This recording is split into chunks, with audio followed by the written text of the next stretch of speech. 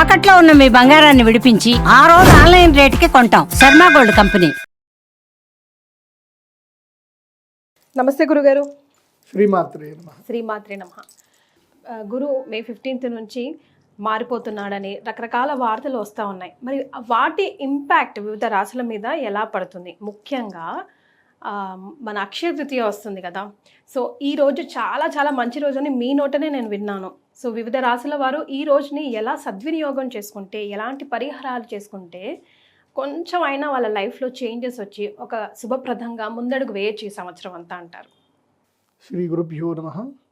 శ్రీమాత్రే నమః. అయి జగదంబ కదంబ వన ప్రియవాస విలాసి నివాసరతే శిఖరి శిరోమణి తుంగ హిమాలయ శృంగ నిజాలయ మధ్యగతే మధు మధురే మధు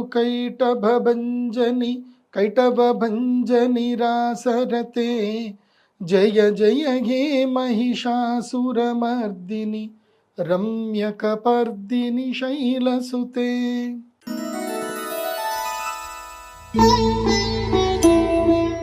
మకర రాశి కూడా మకర రాశి వాళ్ళకి ఏంటంటే 2 నెలల కాలం లక్ ఉంది. అక్టోబర్ నవంబర్లో లక్ వస్తుంది వీళ్ళకి.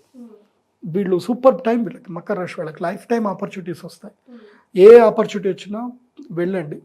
అండ్ ఎడ్యుకేషన్లో ఎవరైనా ఉంటే మకర రాశి వాళ్ళు, అంటే ఈ సంవత్సరానికి ఎడ్యుకేషన్ అయిపోతే don't go for further education, immediately earning మీద స్టార్ట్ అవ్వండి.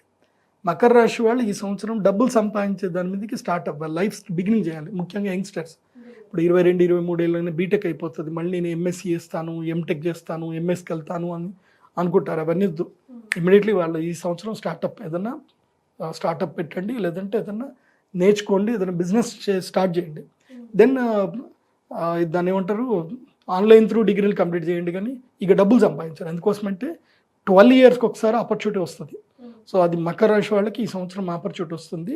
సో వీళ్ళకి ఒక 2 months లక్ వస్తుంది. దాని తర్వాత మళ్ళీ ఒక 10 months గ్యాప్ తర్వాత మళ్ళీ లక్ స్టార్ట్ అవుతుంది వీళ్ళకి. సో 2.5 years లక్ ఉంటుంది మకర రాశి వాళ్ళకి. సో ఆ లక్ని మిస్ చేసుకోవద్దు. మీరు ఎడ్యుకేషన్కి వెళ్ళిపోయారనుకోండి, ఆ రావాల్సిన అదృష్టం అంతా మీకు ఎడ్యుకేషన్ వెళ్ళిపోతుంది. So you don't gain anything. Okay. కాబట్టి నాలెడ్జ్ గెయిన్ చేస్తూ డబ్బులు కూడా సంపాదించండి మకర రాశి. మీరు కూడా అక్షయ తృతీయ రోజు యాగానికి రండి. ఎందుకోసం అంటే మీకు ఏలినాటి శని వెళ్ళిపోయింది ఇప్పుడు. సో వెళ్ళిపోయిన తర్వాత ఆ నెగిటివ్ ఇంపాక్ట్ మీ మీద ఉంటుంది. ఇంకా ఆ ఇంపాక్ట్ పోవాలి అని అంటే అక్షయ తృతీయ రోజు యాగం చేయాలి. క్లెన్సింగ్ కోసం. ఎస్.